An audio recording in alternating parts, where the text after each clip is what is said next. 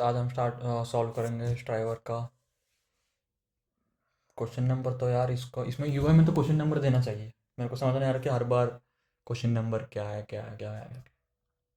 छोटी सी मॉडिफिकेशन कर सकते हैं, ठीक है, छोड़ो। आज करेंगे ये फाइंड लोएस्ट कॉमन एंसेस्टर, वे वाले क्वेश्चन करेंगे। Binary search tree, binary search tree में तो ये पता है ना कि सब में बाइनरी सर्च ट्री में स्ट्रिक्टली फॉलो होगा कि जो लेफ्ट में है वो सारे इस नोड से रूट नोड उसका पेरेंट से कम में होंगे, लेस वैल्यूज होंगे।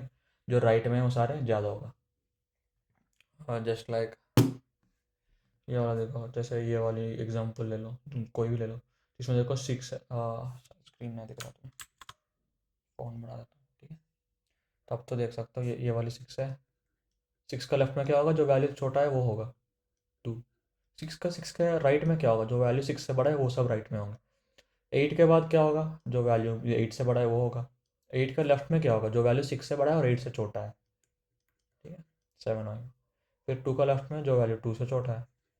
फिर 4 यहाँ, 6 से छोटा 2 से बड़ा, इसलिए इसका लेफ्ट और इसका राइट में है। सिमिलरली 3 और 5, ठीक है। अब दो नोड्स की अब मेरे को लोएस्ट कॉमन एंसेस्टर बताना है। लोएस्ट कॉमन एंसेस्टर मतलब नाम में ही है यार, लोएस्ट कॉमन एंसेस्टर मतलब जो सबसे नियरेस्ट पेरेंट है। जैसे मान लो रिलेशनशिप में ही मान लो, अगर तुम्हारे भाई हो तो फिर तुम दोनों का कॉमन एंसेस्टर कौन है, वही है ना। अगर तुम्हारे सगा भाई है तो तुम कॉमन एंसेस्टर तो तुम्हारा पापा ही है। यू ओन ब्रदर, ठीक है। तो इन दोनों का कॉमन एंसेस्टर कौन है, पापा है। तो इस पे लोएस्ट एंसेस्टर ये हो गया, पापा, तुम्हारा पापा हो गया। तुम और तुम्हारे बड़ा पापा के भाई का लोएस्ट कॉमन एंसेस्टर कौन है, ये वाली ध्यान से सुनो, ठीक है। तुम्हारा और तुम्हारा बड़ा पापा जी मतलब तुम्हारा पापा का भाई का बेटा या बेटा जो भी है। तो उनका, तुम दोनों का लोएस्ट कॉमन एंसेस्टर क्या होगा, तुम्हारे पापा के पापा है ना कॉमन एंसेस्टर। समझ में आया क्या बोल रहा हूँ मैं। जैसे ये वाली ब्लड रिलेशनशिप ज़्यादा हो गया। अगर मैं कुछ नोट्स लूँ यहाँ पे, 3 और 0, 3 और 0, इन दोनों का लोएस्ट कॉमन एंसेस्टर कौन है, 2 है। कॉमन पेरेंट 2 ही है ना, लोएस्ट सबसे कॉमन पेरेंट तो 2 ही है। देखो 2 का चाइल्ड 0 भी है और 2 का चाइल्ड 3 भी है। समझ में आया क्यों इसमें लोएस्ट कॉमन 2 है, तो ऐसे है, ठीक है। लोएस्ट एंसेस्टर कॉमन एंसेस्टर इसको कहते हैं। तो इसको करेंगे कैसे, लोएस्ट कॉमन एंसेस्टर फाइंड कैसे करेंगे। देखो अभी जो करंट वैल्यू है, इस वाले एग्जाम्पल को ही लेंगे, ठीक है। 0 और 3, इन दो वैल्यूज़ की लोएस्ट कॉमन एंसेस्टर बतानी है। जो पहले रूट नोड पे आए तो देखो रूट नोड में क्या है, 6 है। वो तो क्या है, 0 और 3 दोनों से कम है, तो कहाँ पे होगा ये दो वैल्यूज़, कहाँ पे होंगे, लेफ्ट में ही होंगे ना, क्योंकि दोनों छोटे हैं रूट नोड से। एक चीज़ अगर अगर बड़ा होता है, एक एक होता 0 और दूसरा होता 8, तो क्या, और रूट नोड है 6, तो क्या है, 0 लेफ्ट में होगा 8 राइट में होगा, तो लोएस्ट कॉमन एंसेस्टर 6 होगा। अब दोनों ही छोटे हैं रूट नोड से, तो क्या दोनों लेफ्ट लेफ्ट पाथ में ही एग्जिस्ट करते हैं ना, लेफ्ट वाले रो सब ट्री में ही एग्जिस्ट करता है। इतना तो पता है ना हमें कि दोनों वैल्यूज लेफ्ट में ही होगा, तो कॉमन एंसेस्टर भी लेफ्ट में ही होगा, ठीक है। या फिर ये नोड होगा, वो तो अलग बात है, वो बाद में देखेंगे, ठीक है। अब देखो, यार ये मुंह क्यों हो रहा है, अरे अरे,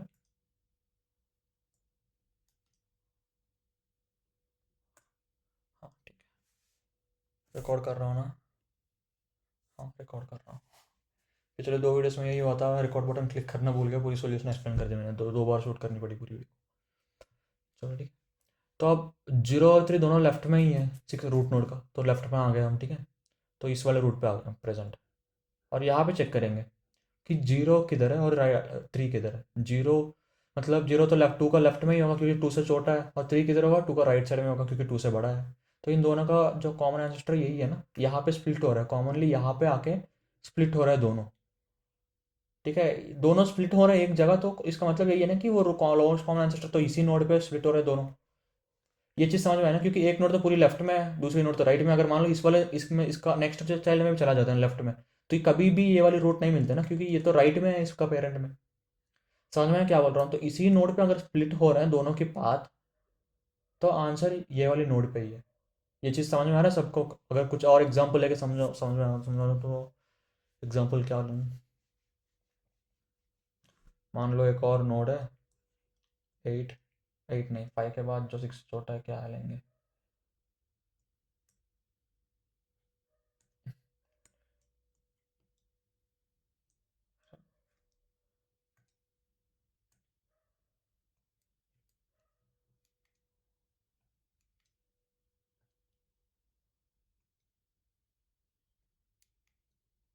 हो गया उसको।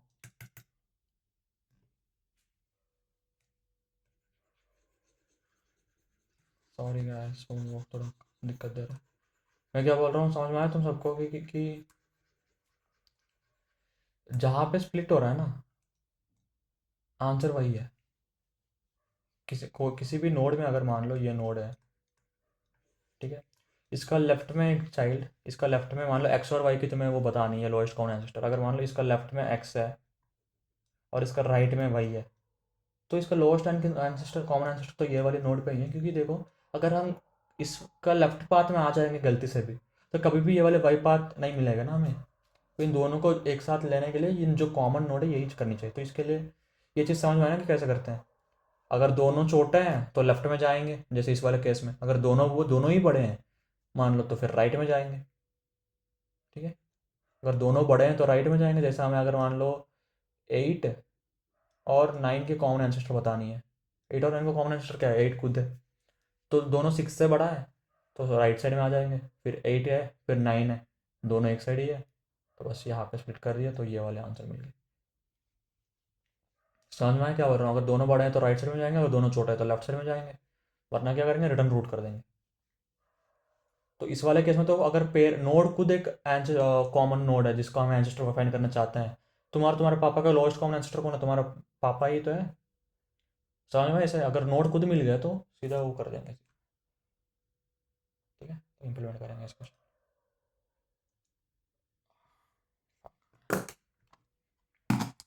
इस साथ मैं माउस से लिख दिया था।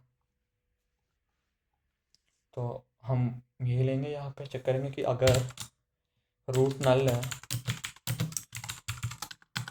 तो रिटर्न रूट कर देंगे, नल वैल्यू भी है। अगर एम्प्टी ट्री है, कुछ ऐसा ऐसे कुछ केस नहीं होगा क्योंकि कंस्ट्रेंट तो है, ऑब्वियसली है। 2 से स्टार्ट है तो पहला रूट कभी नल नहीं होगा। ठीक है, फिर भी लिख देंगे हम। अगर रूट का वैल्यू जो है ये ग्रेटर है पी की वैल्यू से, एंड रूट का वैल्यू जो है ये ग्रेटर है क्यू की वैल्यू से। ठीक है, मतलब क्या है, पी और क्यू दोनों छोटे हैं हमारे रूट का वैल्यू से। कहाँ जाएंगे हम? रूट का लेफ्ट में जाएंगे, तो lowest common ancestor.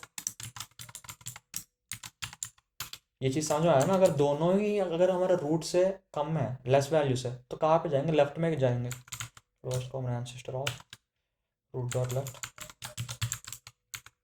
Comma p comma q. P और क्यू तो हमेशा सेम होंगे। नहीं है, अगर ये नहीं है, अगर रूट का वैल्यू जो है वो कम है हमारे पी का वैल्यू से।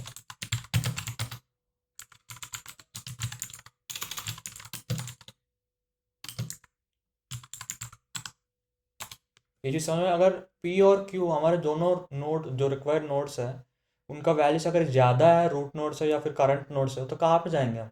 राइट पे जाएंगे।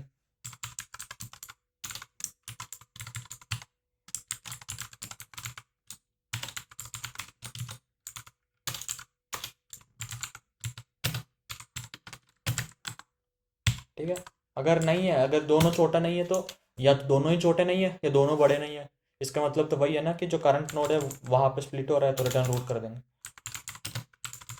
तुम कंफ्यूज मत हो ना, मैं अच्छे से लिख देता हूँ यार ये चीज़। ठीक है, मेरे को कुछ बोलने में थोड़ा कन्फ्यूजन लग रहा है। देखो, सिर्फ ये वैल्यूज चेंज कर दूंगा मैं।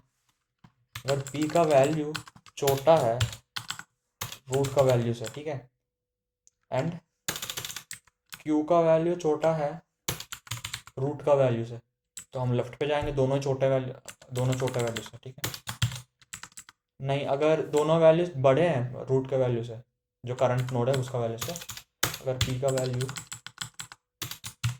बड़ा है रूट का वैल्यू से, एंड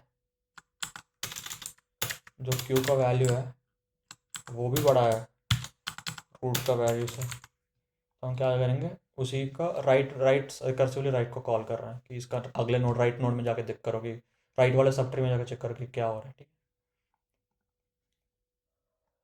वरना क्या कर रहे हैं, रिटर्न रूट कर रहे हैं। इसका मतलब वही है ना कि दोनों छोटे नहीं है या बड़ा नहीं है, तो इसका मतलब वहाँ पे स्प्लिट हो रहे हैं वैल्यूज़ या इक्वल है। दोनों केस में वही खुद करंट नोड पे ही होगा value.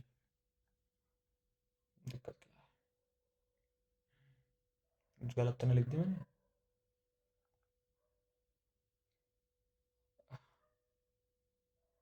If q dot p dot val is less than root dot val and q dot val is less than root dot val, तो lowest common ancestor of root dot left comma p q, ठीक है। और p dot val is greater than root dot val and q dot val is greater than root dot val, तो lowest common ancestor of root dot right. सही तो है। और values print कर देना पर्टिकुलर वैल्यू की।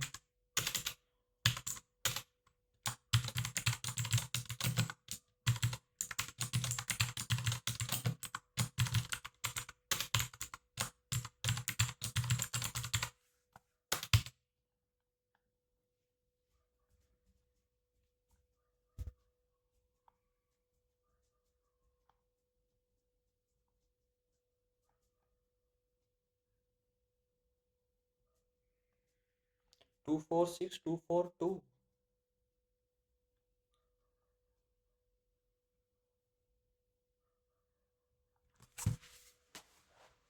तो सही पोजीशन पे आ रहा है तो रिटर्न क्यों हो जा रहा है ये?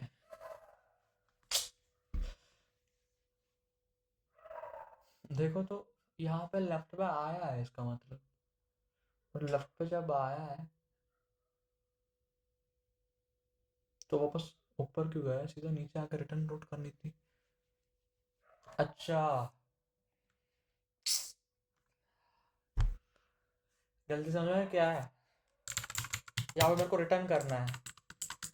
वॉइड फंक्शन थोड़ी है, सिर्फ मैं फंक्शन को कॉल कर रहा हूँ, कुछ हो ही नहीं रहा, फिर मैं नीचे यहाँ पे रूट को कॉल कर रहा हूँ सीधा। देख ले यार तुम, कोडिंग इंटरव्यू से या किसी भी एमएस में छोटा सा गलती है बस, बाकी सब लॉजिक सब ठीक था, फिर भी ये लोग यही नोटिस करेंगे। और मे भी इस कंडीशन में चेक करने लग रहा हूँ मैं कि ये क्या कर रहा हूँ, ये क्या कर रहा हूँ, फिर ये वैल्यूज भी प्रिंट करने लग रहा हूँ, पर ये नहीं चेक कर रहा कि रिटर्न कर रहा हूँ या नहीं कर रहा हूँ। मिस्टेक्स है भाई, देख लो, ठीक है। बस आई होप सबको समझ में आया, सॉरी डिबगिंग में बहुत टाइम लग गया। ठीक है, सबमिट करता हूँ।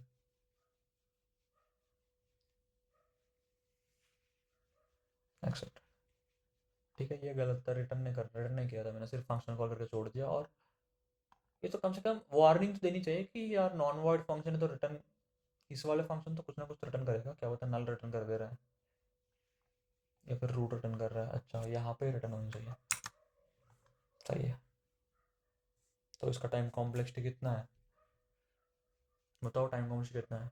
ऑफ लॉग इन है, क्योंकि हम मैक्सिमम हाइट तक ही जा रहे हैं ना, हर एक का लेवल पे जा रहे हैं कि एक एक लेवल पे जाकर चेक कर रहे हैं, तो कितना हाइट हो सकती है एक बाइनरी ट्री की, तो ऑफ लॉग इन। ठीक है, इसका टाइम कॉम्प्लेक्सिटी कितना है? Of log in.